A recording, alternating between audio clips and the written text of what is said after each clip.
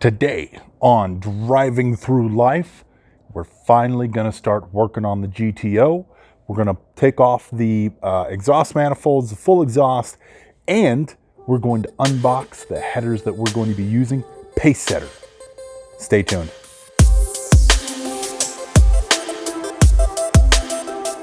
All right, so today we're going to be working on our 06 GTO. We've had some headers sitting in the garage since I bought the car a couple of years ago. I've been putting off the install primarily because you have to drop the steering rack to do it, and it's just a little bit of a pain. We will be doing that in the install in the next video, but for now we're going to be taking off the exhaust. We're going to be taking off the exhaust manifolds and give you some tips and tricks along the way. We're also going to be unboxing our new pace setter headers and giving kind of an open the box tour of them. Now, if you enjoy this content at all, if you like it, if it's helpful, please consider subscribing to the channel. It helps little guys like me keep making this content.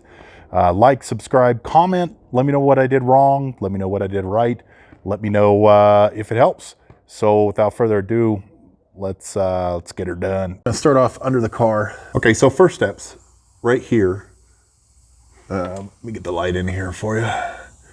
We got cats on either side. There's a bolt here. There's a bolt on the other side that's going to be super fun to get to. We're going to take those two out on each side. And then as you see, there is going to be an O2 sensor right here to your left. Right there is, let's see if I can focus, the plug for it. There's also going to be an O2 sensor. Let's follow all the way back right there. So we're going to unplug both O2 sensors. We're going to get the cat loose from the headers, and it's going to make some room. Most likely what we're going to end up doing here is dropping the steering column. I don't really want to do it, but after everything I've read, I've heard that it's really the best way to do stuff. So I am going to go ahead and make some room for that fun adventure. We're going to drop the cat first, and then I'll be back with you. God, I look so fat from this angle. One of my chins is going to give you a tip right now on taking this out. Okay, so best way I found to get to both bolts relatively easily, we're going to take the heat shield out anyway, which is that thing. So there are two, and every bolt I've run into so far is 13 millimeter. So two 13 millimeter bolts there. Two right there. You only have to loosen those because the heat shield actually slides in. So that's really cool. So I took those completely off and loosened those two, and then I could just pop the shield right out.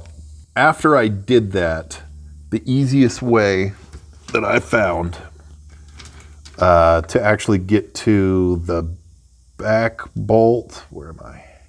Easiest way I found to get to the back bolt was actually on the other side of the cat.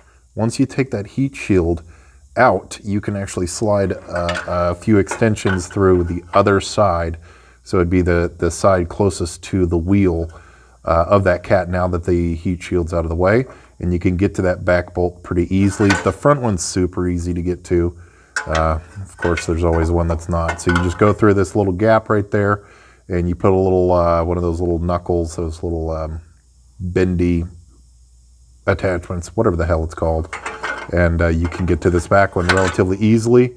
The next step I went ahead and did is I took out this O2 sensor. It sits up in here like this. All you need to do is with one hand pull this out. Yeah, that's right. So there's a tab that slips over this right there. You pull that tab out and you pull the whole thing down and it pops out. Don't worry about trying to take the O2 sensor out from the exhaust right there. Way easier just to unplug it from right there. So I'm going to do the other side. I'll get back with you. So here's where we're at. I ended up taking the entire exhaust off. Actually, the mufflers are still hanging, but those will come out in a minute. I just, everything is so rusted, which is surprising because everything else on this car is really, really clean. But I think I'm just going to have a new exhaust made, to be honest, because where we're at right now is, it looks like possibly high. No, yeah, maybe. Looks like stock cats. And then he had a new pipe put in here with shitty welds. But as you see, the H pipe is still in good condition, but everything else is just rusted shit. Confusing part here is it gets into, as it moves into the muffler, it looks like it's actually like crush and bend. Oh, there's my microphone.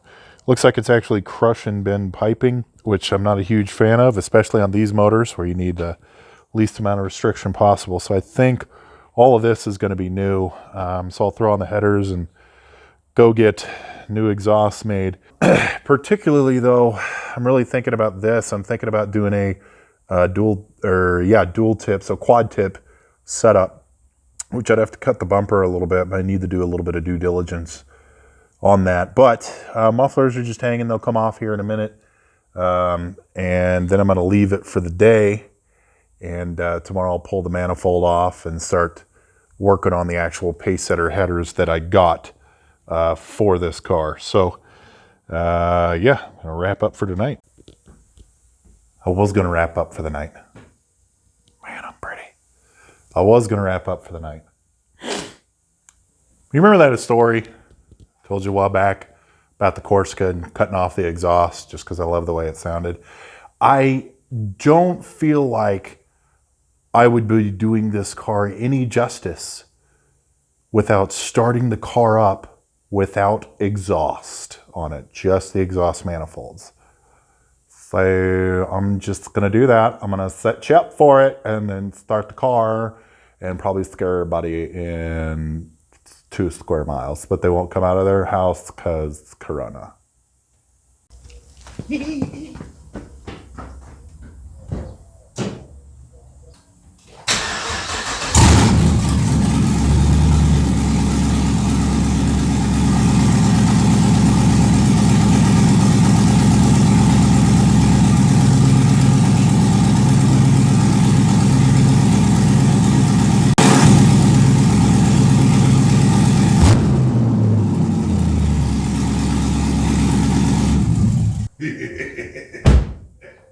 Good morning, everyone. Let's see. Beautiful day in the neighborhood. So today we have to, yesterday we actually took off the entire exhaust except for the manifolds.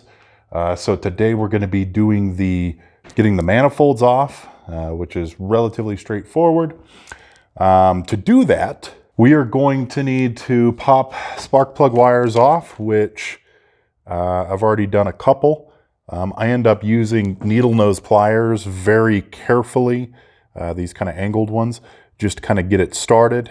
These wires are really, really difficult to pull out, but if you can get as far down on this boot as possible with the needle nose pliers and just kind of leverage it and wiggle and pull it off, it's going to help out a lot. So then after we pull all 8 wires, because, you know, V8, what we're going to do is we'll start pulling the manifold bolts. Also, we're going to need to remove this dipstick, which is bolted in. Let's see if you can see right there, it's bolted in. So looks pretty straightforward. So we're going to go to a little time lapse.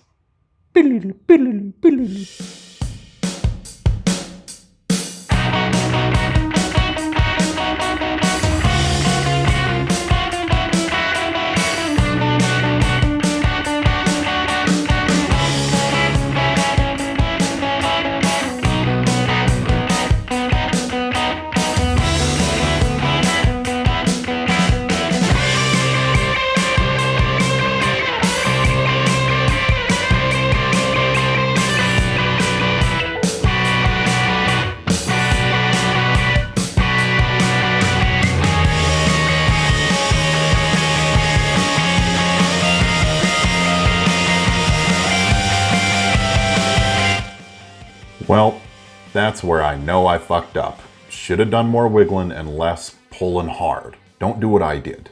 Wiggle and pull.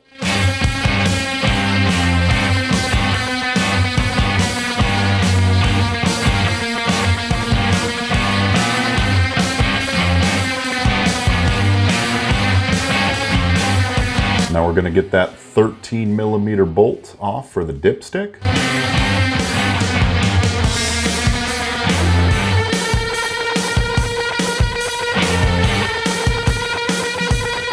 After that bolt is off, we're just going to pull real hard.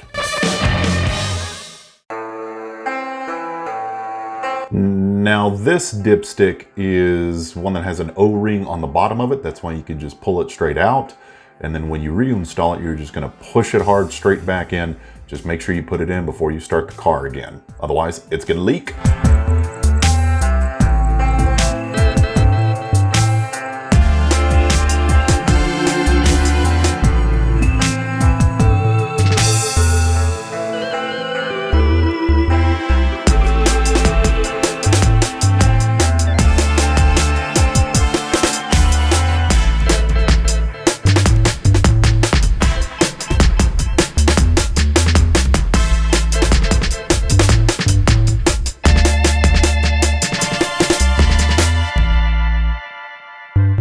Now with the plugs out of the way, it was time to take off the strut tower bar to have a little bit more room.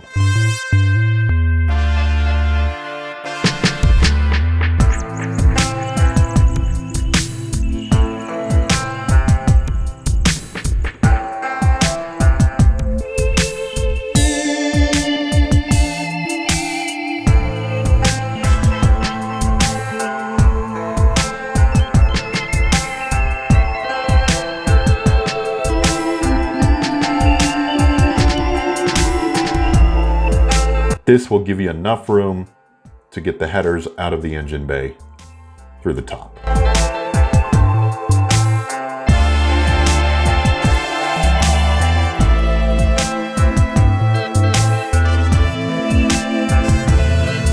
I always put the bolts back where they came from, just so I don't lose them. Now it's on to the actual manifold bolts. Again, these are 13mm. Loosen them up with the breaker bar, and then come through with a ratchet.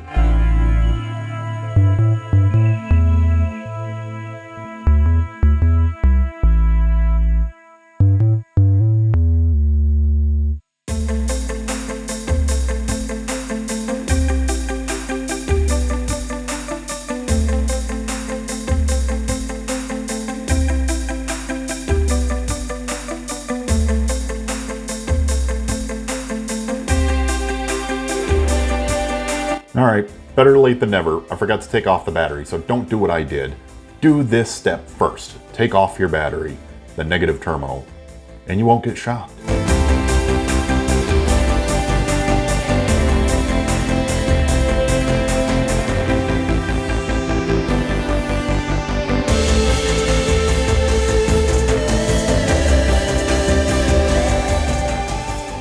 Sad part is, when I was editing this video, I realized that my camera had run out of battery, so I didn't get the rest of the footage, but it's pretty straightforward. The rest of it was, after I got off the manifold bolts, I just went ahead and pulled the manifolds straight out. I did it through the top of the car. You got to twist them a little bit, play with it. Just be careful you don't hit any other lines or anything, and you just pull the manifold straight out. All right, so we got the exhaust manifolds off. We got the entire exhaust off. Trickiest part, I would say, for the actual manifolds themselves are the spark plug boots, because they're really stuck on there. And I actually broke 2 of them. So make sure that when you're pulling out the boot, get it by the boot and wiggle, wiggle, wiggle, wiggle, wiggle, wiggle, wiggle. Now wiggle as hard as you can back and forth, and just work them and work them and work them. I got a little impatient with 2 of them and just straight off, and it actually broke 2 of them. So I was planning on getting new ones anyway, but still a little bummed about that. So here's the entire exhaust plus the stock manifold. This is a short little guy. Notice the ports, if you can see at the bottom, they're a little bit squared. I actually noticed on the head, the ports coming out of the exhaust head are actually a little bit squared on the bottom as well. You can see, like right there has a little squared bottom. So I don't know about all that. I'll have to do a little research and see if that's pretty normal and kind of see why they did that. Normally, ideally, we want those to be completely round for more flow. But, so fun part. I've had these pace setters in the garage for, that's dope. I've had these pace setters in the garage for literally like a couple of weeks after I bought this car, and I just haven't done them yet because of the steering rack, me having to drop it. I just haven't been looking forward to it, so I've been kind of putting it off. But now is the time. I haven't even opened these yet, so let's see what's in the box. It's like Christmas, but really not.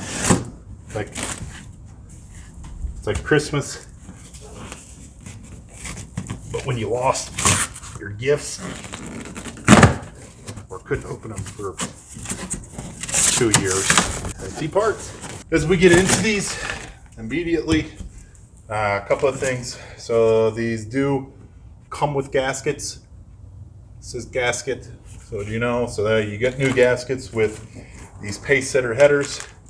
These are long tubes. And here we are. Nice. They are long, a little bit scratched. But I'll tell you something about these. I did a decent amount of due diligence before actually picking out a header. And I was trying to flirt that line.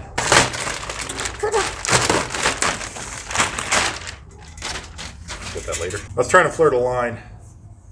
These are a little bit dinged up. Not actual material, just the paint is a little bit dinged up. These do have round ports in them though. So I was doing some due diligence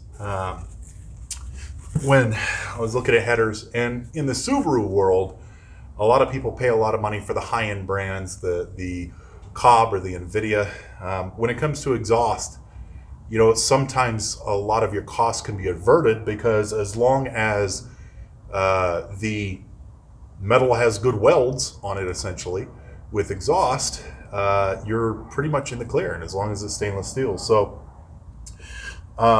you know, having these on with, you know, the amount of, it's pretty much a stock car at this point. I may get a little crazy in the future, and we'll cross that bridge, but looks like it has good welds on it. It had really good reviews, and they were a lot cheaper than, you know, some of the more expensive ones out there.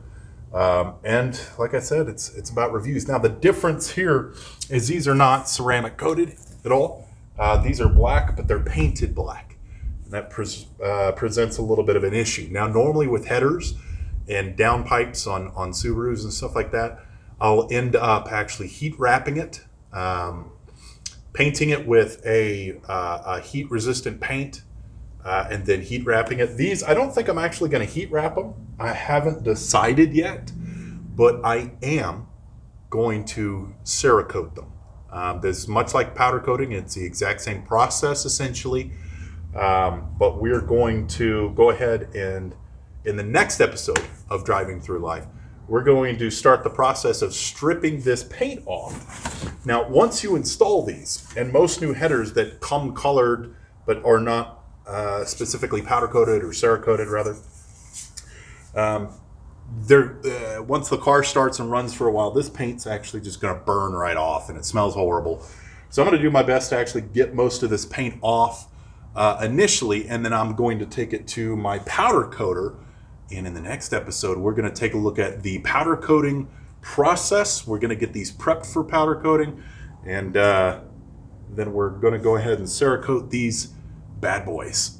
That's about it for this episode of Driving Through Life by Lost Socket Garage. I'm glad we were able to start really getting into the GTO. The rest of the day, I'm pretty much just going to be taking sensors out and you know, maybe relaxing a little bit. And I'm excited. You know, I'm really pumped. So next episode, like I said, we're going to be getting into these. We're going to be prepping them for Cerakote. We'll talk about the differences between powder coat and Cerakote. And we'll take you through the process of how that works so that we can get them all finished up and put them on this bad boy. So thanks for following along with us. If you have any questions, feel free to let us know. If you haven't by now, go ahead and subscribe. It means a whole lot to the channel, so I could keep making content like this. Leave a like, leave a comment. Be safe out there. We still got the corona shit going around, so stay at home, watch quality YouTube videos. Be kind to others, do what you love, be happy, and as always, keep on driving.